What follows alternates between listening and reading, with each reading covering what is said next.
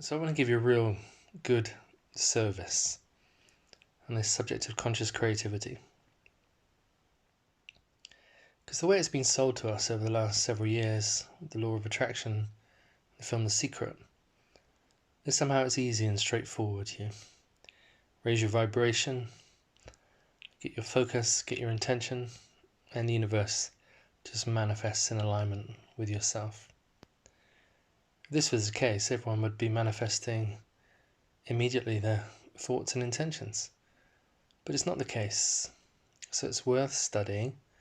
Why is it not the case? And this takes a deeper look into the nature of consciousness itself.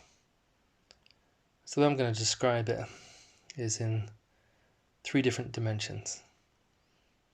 It's got a personal consciousness, which is our everyday self, awareness of circumstances, relationships in the material world, like outer looking consciousness. Then we have personal unconscious, which is personal to us, but it's hidden, it's under the surface. This is made up of our stories, memories, experiences that have passed, which we hold in our subjectivity. And under this personal unconscious is what's Jung called the collective unconscious. So this is the combined stories and mythology and narratives and perceptions of our ancestors that somehow live in an embedded state of consciousness which we're not fully aware of. It's unconscious, collective unconsciousness. If you've looked into constellation work, you'll see that we're often carrying the patterns of our parents or grandparents, or right back through many lineages sometimes. Some people call this karma or patterning.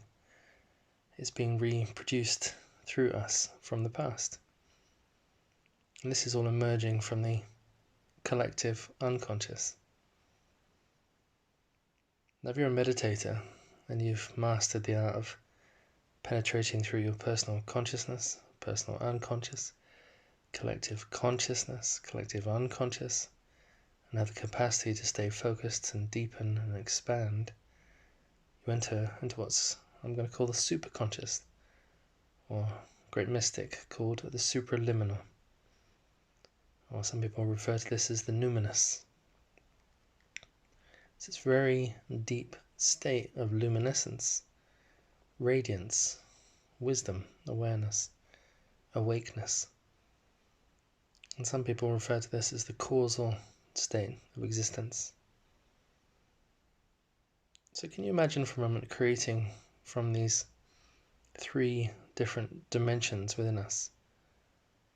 Like a personal consciousness, creation would be quite reactive, superficial, materialistic, following the senses and emotions in the belly and what people say to us, expectations, the society, the culture, the things that lead us from outside.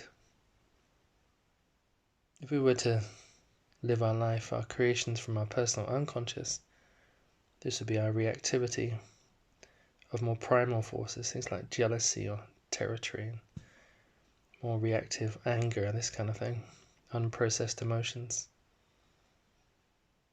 If we were to create from our collective unconscious, that would be like an unconscious creativity, where we would manifest the patterns of our parents and grandparents and so forth. But if we were really awake as consciousness itself, in its deepest, most expanded, pure, innocent state, the super consciousness, the supraliminal, this luminescence would manifest pure beauty, love, wonder, wisdom, and all the qualities that we often refer to as heart qualities. So now let's consider the law of attraction. We also have to consider which state of consciousness are we attracting from. Makes a huge difference. If I'm attracting from my egoic perception of an isolated self, my creation is going to be quite minimalist. If I'm in a deep mythic unconscious realm, I'm quite likely going to be reproducing the patterns of my forefathers and foremothers. And if I'm awake in a meditative state, it's quite possible I could manifest beauty, wonder, radiance through everything. Be superbly conscious in the act of creativity. So I feel this consciousness or awakeness or awareness is really significant when we come into this whole realm of conscious creativity. It's not just the act of creativity, it's being conscious in this act. So there's quite a considerable work to be done to penetrate through the different layers of consciousness, healing the karmas and the dramas and the distortions and the muddy, filtered perceptions that we've borrowed and acquired along the way, cleaning the way we see, the way we view. And as we shift our paradigm to open to be personal, collective and super consciousness, a full spectrum self, and then we apply focus, raising our energy, and energies like the law of attraction combined, you could say, with the law of presence, our natural radiant causality, then we're really in the realm of magic. But there's work to be done in order to have this luminosity, causality, consciousness creating. So I don't want to say it's easy. This kind of sexes the whole things up. It's easy, it's attractive, anyone can do it. It's like a fast food version of conscious creativity, which I have not found to be the case with anybody. It really requires a deep work of self-realization, clearing and healing.